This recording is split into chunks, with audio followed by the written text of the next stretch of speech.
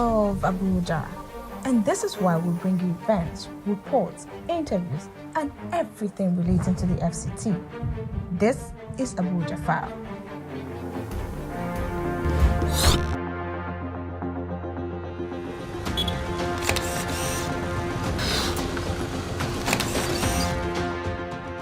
Stand before you today to accept the nomination of our party.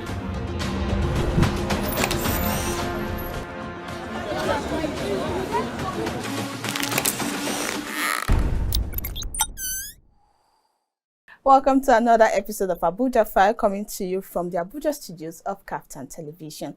Like you know, on Abuja File, I bring you gist, events, reports, and everything interesting happening here in the FCT. My name is Sandra Ago.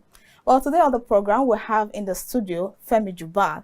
He's a life coach and the founder of Brothers Helping Brothers. Today, we shall be taking a look at a lot of topics. One is relationship. It's called living right, dating right, and marrying right. And also, there's something called Elevated with Femi Jubal. Do you have an elevated life? I don't know if you do, but then Femi Jubal is in the studio, and together we shall be taking a look at all of this. What is an elevated life? Thank you so much for joining us on the program. Thank you so much, Sandra. It's always a pleasure to be here on this program once again.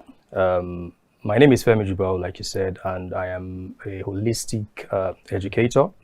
This is a part of me that over the years has impacted a lot of people. But now I am coming out to focus more on it. It's all encompassing because I believe that life must be lived intentionally, number one, and then it must be holistic, nothing missing, like they always say, and nothing broken. If one part of your life is broken, it affects the other. It's just like all the members of your body. For you to be healthy, it means that every member of your body are working together to ensure that everything is perfect. So, and what does it mean to be an elevated person? To be elevated is to be positioned or situated higher than the surrounding areas. So what that means is that you are above the common, level. You're above the level of the masses. And it begins with when I say the masses, I'm not trying to use the derogatory word. What I mean is, because everything is ruled by your consciousness. So the elevated perspective is from the perspective of your consciousness. Are you an elevated person in your consciousness? It means, are you a high-ranking person? Is it mentally, financially, or exactly all of the above? It begins with your mind, actually, because and there is a concept I came up with called governmentality. It's called the art of self-government, so to speak. You are able to govern yourself. When you look at the story of creation from the religious perspective, when God created man, created woman, he did not create a police station. There was no court. There was no hospital. Why? Because we're not meant to commit a crime. We're not meant to be sick.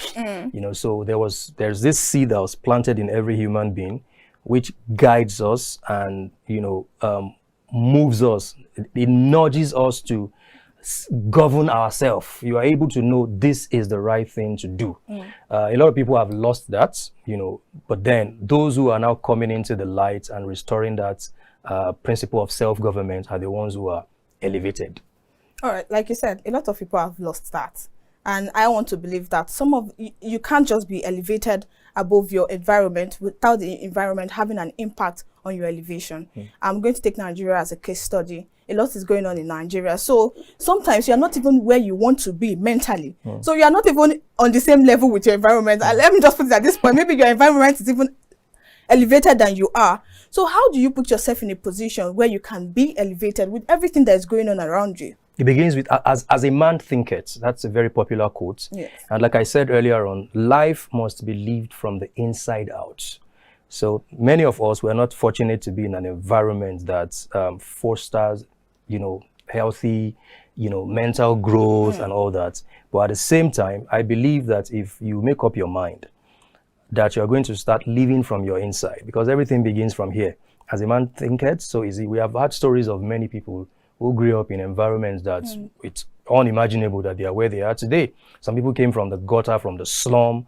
You read about all these Indian billionaires, some Nigerians and all that. How were they able to rise above the challenges of their immediate environment where they grew up in? Because somewhere, at some point in their lifetime, in their mind, they elevated their consciousness.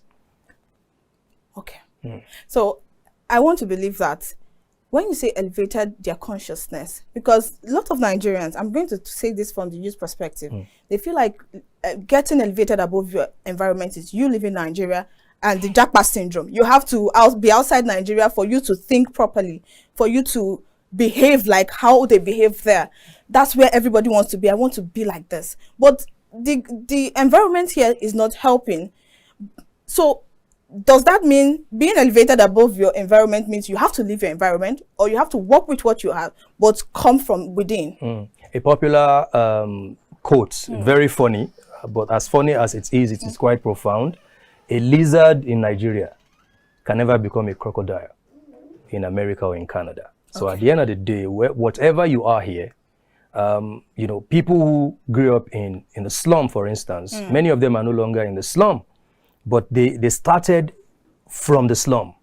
And it goes back to what I said. Something changed within them, in their consciousness, in their mentality. Something changed, and it has more to do with personal decision, that I am going to change this. So it begins from there. Do you know why I'm saying this? Because I see a lot of people here in Nigeria, they act differently. And once they just leave the shores of Nigeria, it seems like their mental state is transformed. You see Nigerians run the lights, they do a lot of things, they throw trash on the road, but they don't do that when they leave Nigeria. So it's not like here you are also in a mental prison. You intentionally imprison yourself here in Nigeria. Exactly. Then when you leave Nigeria, you let yourself free, and then you start growing from within. I understand the perspective of the Nigerian situation where we don't have functional institutions. Okay. That's, you know, but there is no perfect society. This is a fact. There are no perfect society. If you go on social media right now, you see a lot of videos even from New York, from some states in America, where you see people literally on the street, drug addicts, prostitutes, homeless people. So there are no perfect society at the end of the day. Although the Nigerian society, we have taken that imperfection to the next level. Notwithstanding, there are still people that, if they make up their mind that I will not drown in the challenges of my environment, I'm going to rise above it. And like I said, it begins from within you. It begins from your consciousness, from you. There must be a shift within you. Like, I'm not going to be like this. I'm going to restore that principle of self-government in me.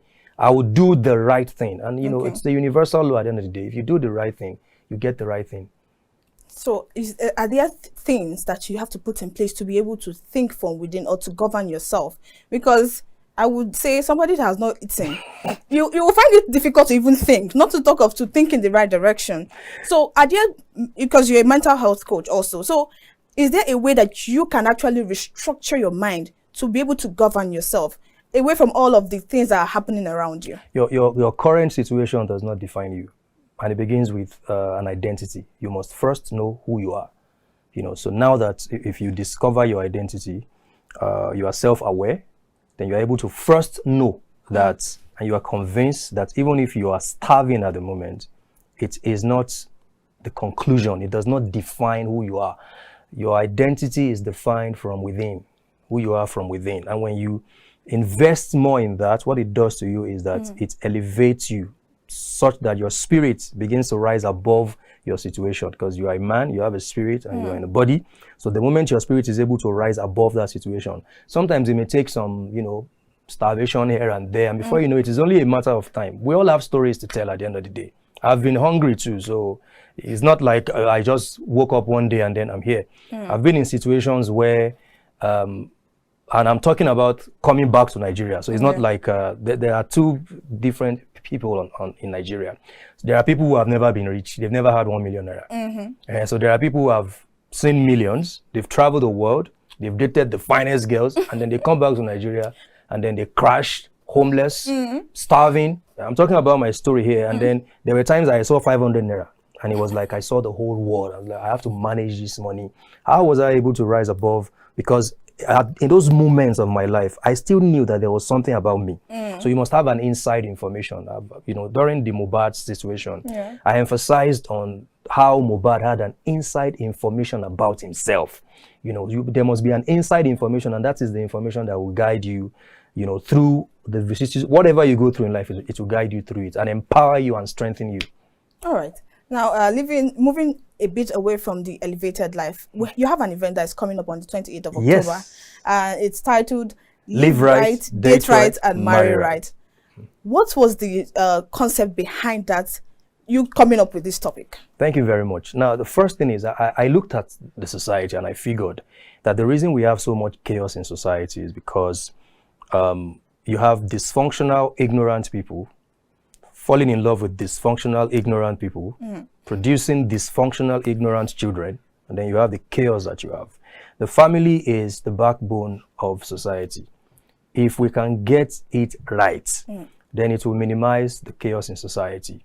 Because at the end of the day, you cannot have a person who they are ignorant of their own identity. They don't know who they are. One of the major crises we are faced with in the 21st century is identity crisis. So many people don't know who they are, and that's why they jumped the wagon. And our parents too, they played an very important role in this, in creating the environment. That's why when people criticize Gen Z, I look at them like, who gave birth to Gen Z? Gen Zs, because you don't know who you are confused, you are dysfunctional, you have childhood trauma that you refuse to confront, and then you met another person, both of you fell in love, and then now you started raising children you're not prepared for.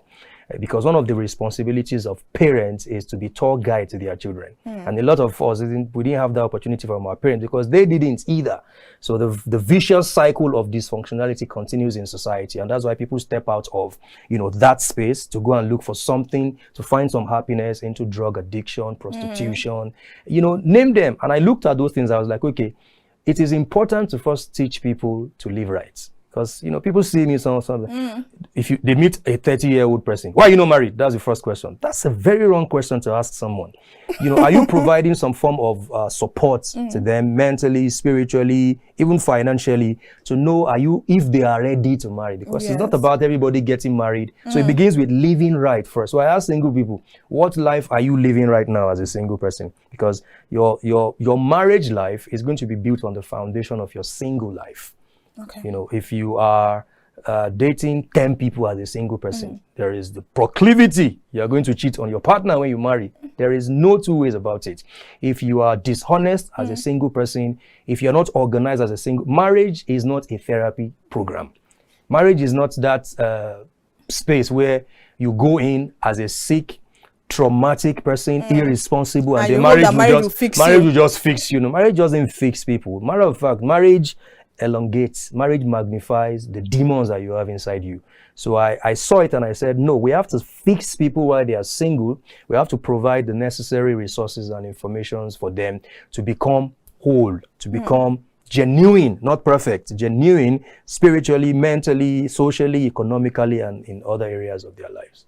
All right. Now, I also you've talked about living right and all of that. But what is your definition of dating rights? Because that's where there's a problem.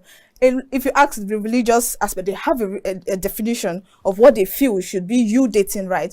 If you ask 10 different people, they have a definition of what should be, or what they define as dating right. So my question to you is, you're a life coach, a relationship expert.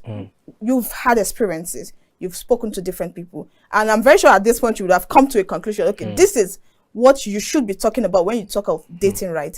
So, okay, this is what I call, dating is data collection.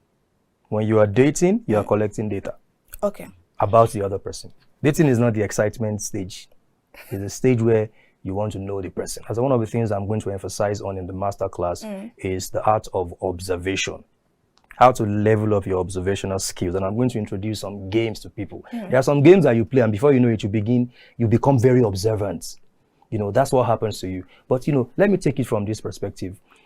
Dating was actually not necessary until, when society evolved, our collective consciousness evolved to the point where, people said they could go out there and just make their choice. Before now, and when you look at the statistics, how come the countries that are not pro-dating are the ones with the lowest rate of divorce. Look at Nepal, look at India, look at some of these Arab countries. They don't promote dating. You are meant to marry, matchmaking, you know. They bring someone to you, you marry the person, and their marriages last longer than the idea of the Eurocentric, you know, marriage template that we have that has been passed to us as Africans. Because even we Africans too, you know, it was basically matchmaking. Family was 100% involved in the process of you getting married to anybody. It wasn't like you just met somebody in Abuja, you fell in love, you took them to your family. No, your family must be part of it from the beginning. But we agree, modernization, you know, times have evolved, even science has evolved. Okay, so how do you now marry both? To be traditional and then to be modern, because you have to marry both, because we cannot say there is no such thing as the same yesterday, today, and forever. You know, if you follow that principle, you're going to crash at the end of the day. So dating rights is first, you know yourself, you are living right, and then that way you have built principles and values. Your life is guided by these principles and values. So now on that template, that is the yardstick that you use to measure when you see other people. When you see someone, for instance, people say, I've been dating cheats, I've been dating people. Maybe you need to check yourself. There is something that is wrong somewhere. Why do you attract such people? Reminds me of one of those Greek myths that we read when we were young, of a creature that was knocking her head on the rock and was bleeding and blaming the rock. What is wrong with you, rock? Until they bled and there was nothing to bleed, and then the creature said, I think I need to turn around and ask myself, what is wrong with me? You know, so people make bad, poor choices and very, very unhealthy decisions because first they don't know who they are, and then they don't understand the dynamics of dating, which is, it's not about excitement, it's about collecting data about the person. Now, when you ask tech people, they tell you that every data is relevant for you to form your decision. So if I'm dating you, for instance, I want to know everything I need to know about you. And it boils down to observational skill. There is a game that we used to play when I was in school back then. It's called the escape room. Now they lock you up in a room for an hour and then you solve. What this does to you is that you have to solve, use your observational skills, analytical skills, logical skills, mathematical skills, because mathematics is the language of the universe. I'm going to introduce some mathematics into the master class, and then until you are able to solve all those things, you cannot get out of the room for 1 hour. And you are only able to do that by high-level observation.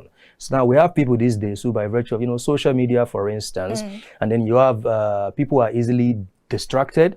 People are actually chasing clouds. Everything is used to chase clouds now. You know, I'm dating you, and then my focus is how to prove to people I'm dating you. Your project, when you are dating somebody, your project and your focus, your priority is the person. Because you want to collect every data that is necessary for you to form your decision. And decisions are the pathways to life. If the decision is faulty, that's the end. Okay. Now, with what you've just said now, let's say I'm dating you, Femi Jubal, and I'm collecting data. And at the end of the collection, I'm trying to create a code so that we can work, and it's not working. Then I move. Am I supposed to move on to somebody else or keep working on that data I have collected? Because if I move to somebody else, like I also know that your relationship with people can actually affect you mentally, can affect your personality. So if I date you and the data collected does not match. And I move to the next person, collect more data, this data I am collecting, I'm actually absorbing some of it.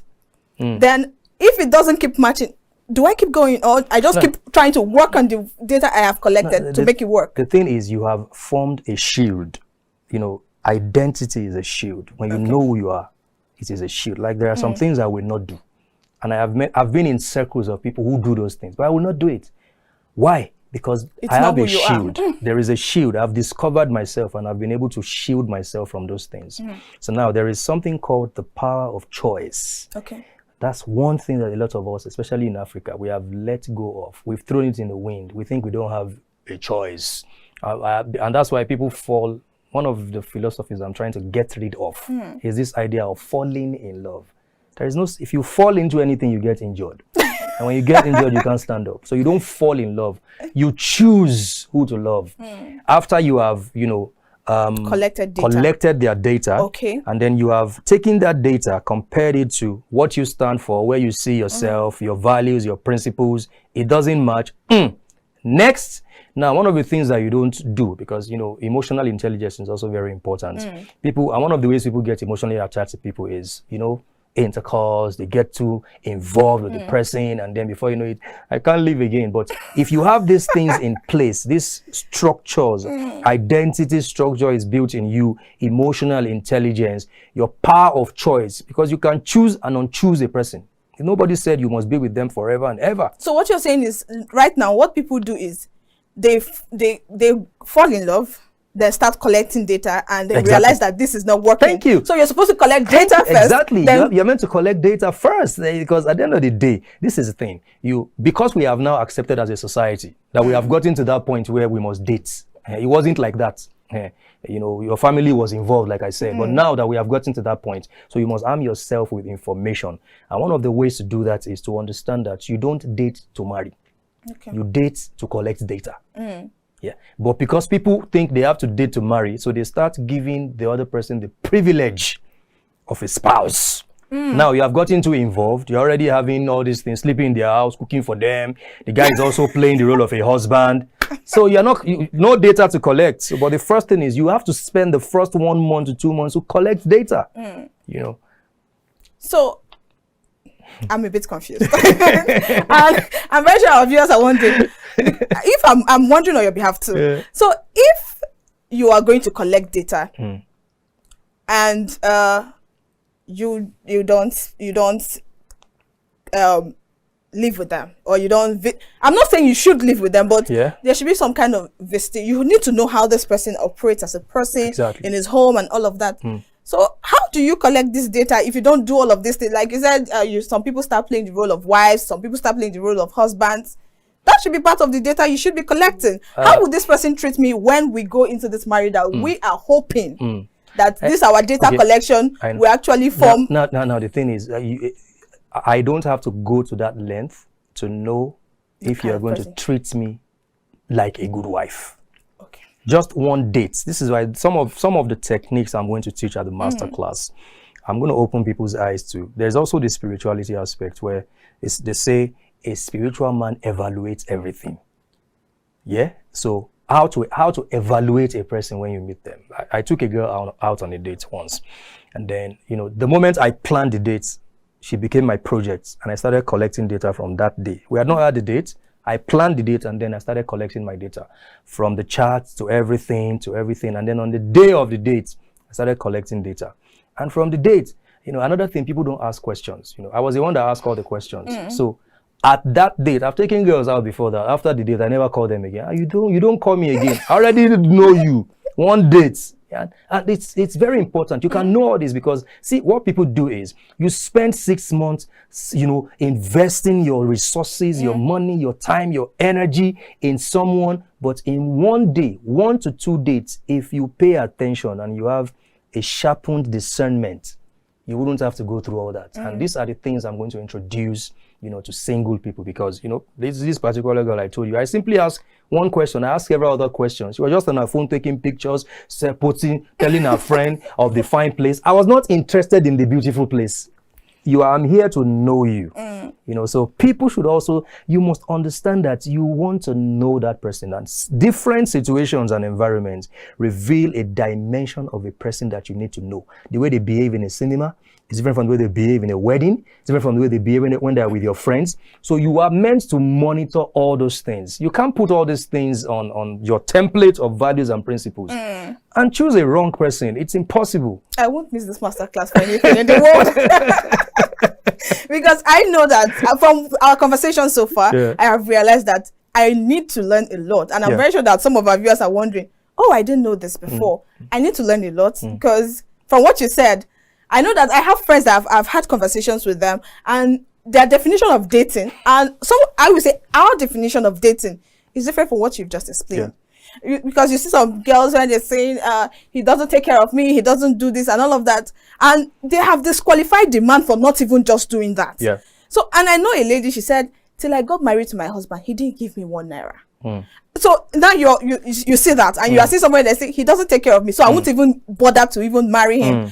So I would say maybe she collected the data and like, okay, he's a nice person. So without the money, with the money, I will marry this person. So when she says, my husband did this, my husband did this, I'm like, So, till I got married to this man, he didn't give me 1 naira. So, and you're wondering, how did she know that, okay, when in the marriage, he's going to take care of me? Yeah. So, I think she did Actually, her assignment and she collected her data. Thank you. Relationship and dating is not a welfare program. People also need to know that. Yeah, it's the truth. It's not a welfare program. Don't tell that to a Gen Z. Yeah, it's not a welfare program because, and that's why we have, our society has metamorphosed to this very weird place where, you know, people think is my body for your money.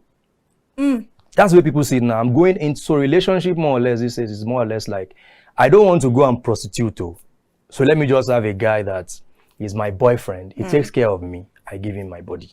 No, you will never know that person. And people crash land into marriage doing this. And what you have is, I ran the statistics. What you have is a lot of people who are below 40 in the last 15 years or so. They started dating when they were teenagers. This is a statistic that I ran, you know, and facts at the end of the day. They started dating when they were like 16, 17.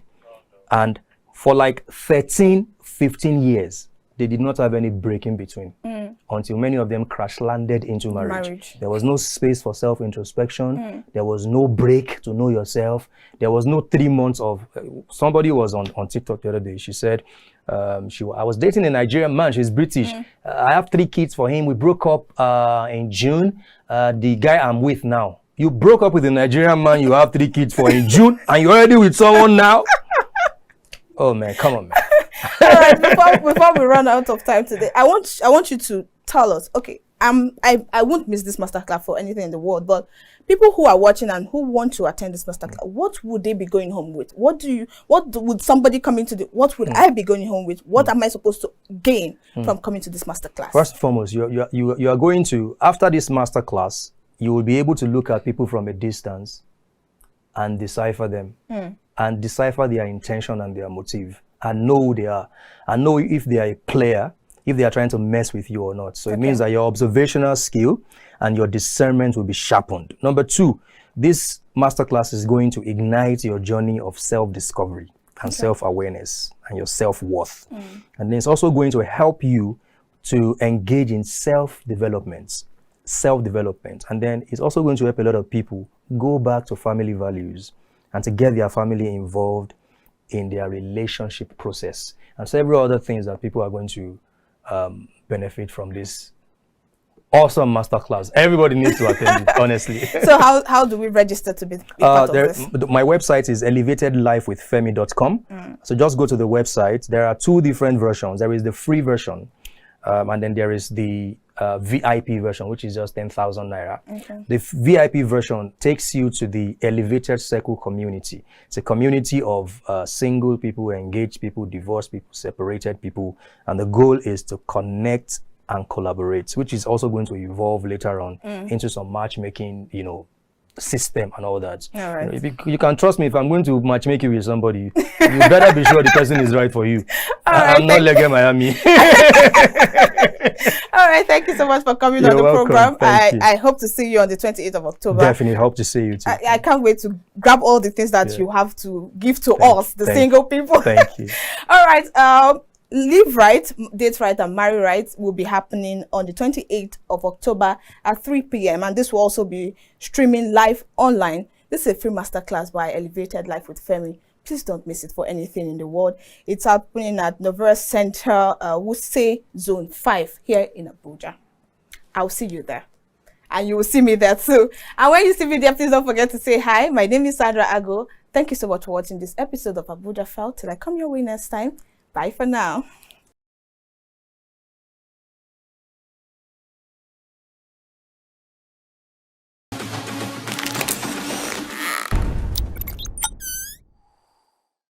We love Abuja, and this is why we bring you events, reports, interviews, and everything relating to the FCT. This is Abuja File.